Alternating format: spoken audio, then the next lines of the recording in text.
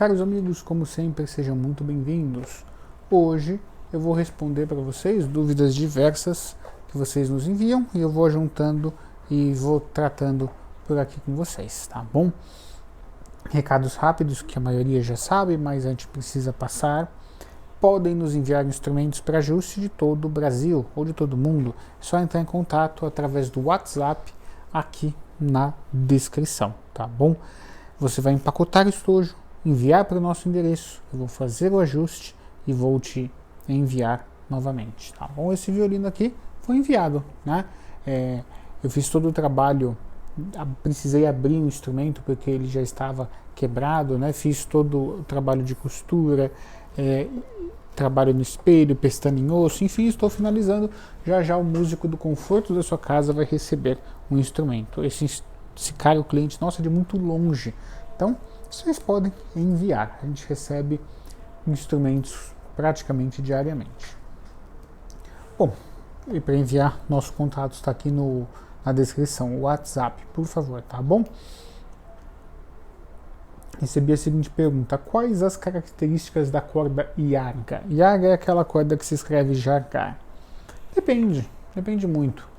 Se a gente está falando de pré-violino, viola, violoncelo, enfim, né? Então, primeiro tem essa questão. Segundo, como que o instrumento responde, né? Porque se o instrumento é mais doce ou mais agressivo, isso vai se traduzir também na resposta da corda. Depende do ajuste que está a configuração do instrumento, tá? Depende da combinação com arco, depende da fase da vida útil que a corda está, se ela está nova, se ela está média. Então, é a mesma coisa que eu dizer assim para vocês.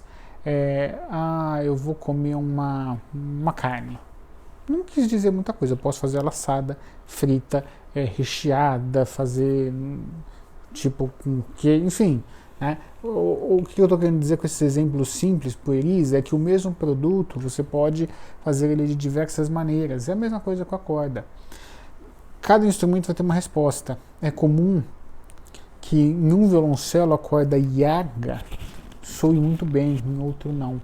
No meu violoncelo, por exemplo, não combina bem, né? Embora seja uma corda muito boa. Talvez porque o meu violoncelo seja como nós estamos acostumados a falar, idoso, já bem violoncelo que não projeta muito. Eu gosto dele assim, um som doce, né? Hoje nós estamos na era dos instrumentos que tem que tocar forte e tal, né? Claro também porque a gente tem muito metais na nossa orquestra, tá? Então é muito importante, né? Que os instrumentos estejam ajustados quando você for colocar corda. Mas no geral a Yarga, eu diria que ela soa muito doce, né? É muito aveludada. Eu sinto essa característica para violoncelo. Se você tem uma experiência diferente da resposta da Yarga, pode comentar aqui, a gente vai vendo como soa em diferentes instrumentos e ampliando aí nosso dicionário do resultado das cordas, tá bom?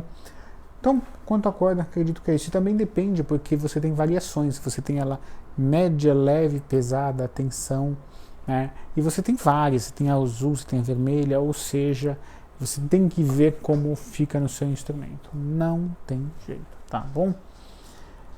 Questão 2 que nos enviaram. Felipe, quais são as madeiras para o arco?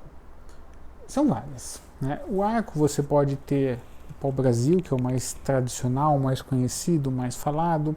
Você pode ter pau-cobra, né, que é uma madeira rajada, lindo, muito embora existem raríssimos pau-brasils rajados. É raro. Eu já tive arcos assim. É bem raro mesmo, é lindo. Então tem o pau-cobra, que é o Snakewood. Coloquem no Google Imagens Snakewood, pau-cobra, que vocês vão ver que madeira linda. Ela é muito utilizada na cutelaria para cabos de faca, né? É uma madeira linda, muito linda mesmo. Portas pequenos, portas joias. Eu acho assim, no meu interpretar, é uma das madeiras mais bonitas que existem. Gosto muito dela. Então essa é uma madeira muito usada. Outra madeira que é muito usada é a siriva, né? Siriva, se eu não estiver enganado, ela é um pouco venenosa, as farpas delas machucam um pouco a gente, né? Siriva, Qual outra? Deixa eu ver aqui. Pau-ferro, mas não tão bem quanto o pau-brasil, tá bom? E maçaranduba também. O que a gente tem que levar em conta, em algumas delas, é a propriedade íncita própria de cada uma delas. Por exemplo, o pau-cobra, ele não é tão resistente quanto o pau-brasil. Quando eu falo isso, é normalmente comparado em quantidades maiores, homogeneizadas sobre uma base. Então, o arco, né, de violino por volta de 710 milímetros de tamanho, depende da escola, quando você tange ele, flexiona ele para tocar, melhor dizendo, ele vai ter um movimento, né? Como a madeira é muito resistente, você pode se dar ao luxo de ter determinada espessura. Já no pau-cobra, ela não é tão resistente, então às vezes você tem que deixar um pouco mais de madeira. Ele fica com uma medida um pouco maior e um pouco mais pesado. Então talvez seria indicado para uma pessoa que quer um arco mais pesado, né? Não estou dizendo que pau-cobra tem que ser arco mais pesado, mas estou citando exemplos que acontecem comumente, tá? Então analisem essa questão aí. Cada madeira vai ter sua característica, seu timbre, sua resposta. O pau-brasil é uma madeira assim que soa muito bem, tá? Soa muito bem. Terceira pergunta. Cello 3/4 é quantos centímetros menor do que o 4/4? Lembrando que violino e violoncelo a gente mede 3/4, 4/4, 1/4, meio. E viola a gente mede essa distância, que é 36, 37, 40, 42, enfim, mede diferente. Não dá para te responder, por quê? Depende da forma, sabe? Você tem forma estrade, forma montanhana, você tem diversas formas.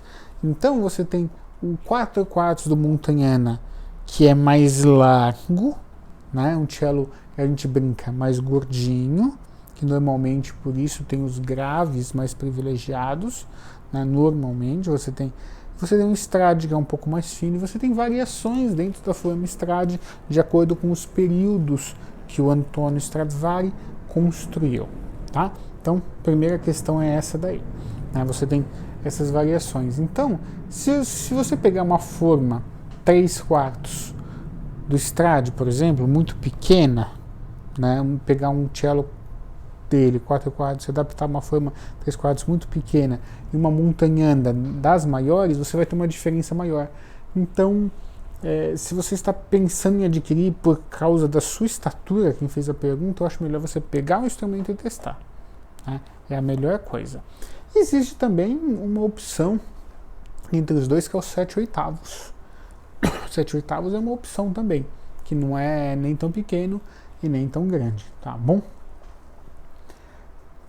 Próxima pergunta. Posso deixar o violino fora do estojo? Pode, não tem problema. Se o lugar que você estuda, mantém o instrumento, é um lugar que está termicamente adequado, como nós já explicamos aqui algumas vezes, uma umidade adequada, pode deixar. É até bom que ele respire, né?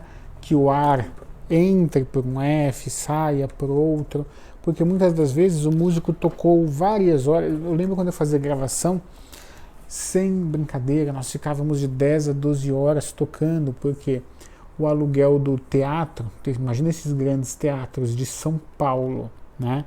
Não tem um aluguel muito barato, concorda comigo? Né? É expressivo o aluguel.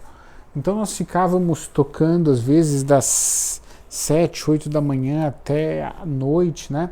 E ali nós ficávamos horas com o instrumento na mão. Eu no violoncelo, o instrumento minava só, porque está suando e a madeira está absorvendo.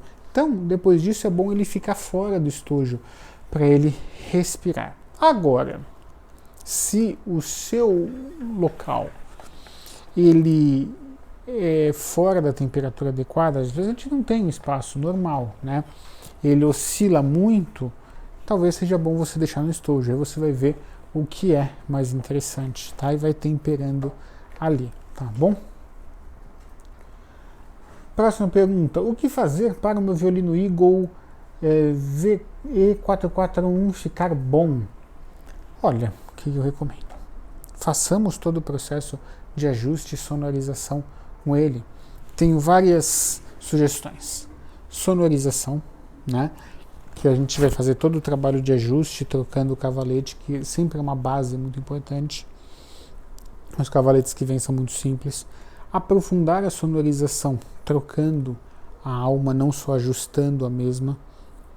Aprofundar todos esses trabalhos também, trocando a pestana, trocando o rabicho em Kevlar, pondo kits melhores. Tudo isso você transforma o seu instrumento. Eu já dei esse exemplo, vou transmitir esse exemplo mais uma vez. Não sei, no estado de vocês aqui, onde eu estou em São Paulo, né? Principalmente na grande capital, a gente está em Guarulhos, que é uma cidade conurbada com São Paulo. O que é conurbação? Conurbação na geografia é quando as duas cidades crescem tanto que você não identifica mais a fronteira, né? Então, a gente, cidade grande e tal, está acostumado com aqueles sobrados geminados, ou seja, um grudado no outro, né? O construtor pega uma casa antiga, destrói ela, é uma pena. Aqui em São Paulo estão acabando com todas as casas antigas, já não tem mais, né? E constrói um prédio de 80 andares, né? Coisas assim. Aqui mesmo na minha rua tem prédios gigantes. E aí o que acontece? Você tem aqui, ou aqueles sobrados geminados, você tem aqueles monte de sobradinho, né? Mas um deles pegou, pôs por fora uma pedra bonita, pôs um acabamento bonito, um piso bonito, ou seja, deixou, né? Claro que aquele sobrado vai valer mais, é óbvio, certo? Então o instrumento, eu citei esse exemplo mais uma vez simples, é a mesma coisa, né? Você tem um instrumento do jeito que ele veio de fábrica, sem ajuste nenhum, ou quando vendem falam que foi ajustado, mas às vezes não foi, ou passou pelo ajuste básico, é diferente da sonorização. E um instrumento que o músico trocou kit, trocou pestana, trocou alma, trocou cravelha, pôs corda boa, cavalete bom, é claro que esse instrumento vai soar mais e vai valer mais. Não tenha dúvidas, tá bom? Então, fazer isso, né, ajuda bastante.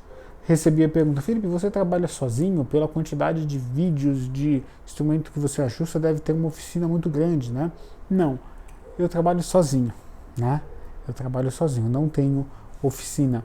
Aqui no ateliê, né, eu trabalho sozinho, literalmente, tá bom? Não teria nenhum problema ter mais pessoas aqui. No momento, eu não tenho. Gosto quando vocês entram em contato comigo pelo WhatsApp, sou eu mesmo que atendo, né? E eu lembro uma vez, né, eu tava, é até engraçado, eu tava com a garganta toda inflamada. Eu sempre falo com os nossos clientes, caros amigos, vocês por áudio. E aí um rapaz mandou uma mensagem: quanto custa a sonorização? Aí eu mandei e tal, por escrito, porque eu não podia falar. Eu não quero falar com o robô, ele me mandou. Eu quero falar com alguma pessoa. Falou: poxa, né? As pessoas estão tão acostumadas a serem mal atendidas, né? Se você que escreveu isso está me assistindo agora, e às vezes a gente, porque está com a garganta inflamada, escreve e as pessoas acham ruim. Não entendo, tem que ter um pouco mais de tranquilidade. Enfim, voltando para cá, eu trabalho sozinho. Vocês vão ver que eu respondo os áudios de vocês, tá bom? Então, eu trabalho sozinho aqui no ateliê, tá bom? O máximo que eu tenho de ajuda é contador, que faz contabilidade, enfim, mas serviços aqui do ateliê sou eu que faço, desde a seleção da madeira e trazer madeira, enfim. Para a gente finalizar, última pergunta: posso envelopar o instrumento? Não, tá? O verniz é a pele do instrumento. Se você envelopar, igual aquele princípio com carro, você vai atrapalhar a vibração dele, tá? Então eu não recomendo. Eu recomendo deixar no verniz original do instrumento. Ademais, esse é um mundo bem tradicional. Se você envelopar o instrumento, você vai tirar valor do seu instrumento, tá bom? Espero que tenham gostado. Podem enviar perguntas, indiquem para os alunos, podem nos enviar instrumento para ajuste. Vejo vocês no próximo vídeo.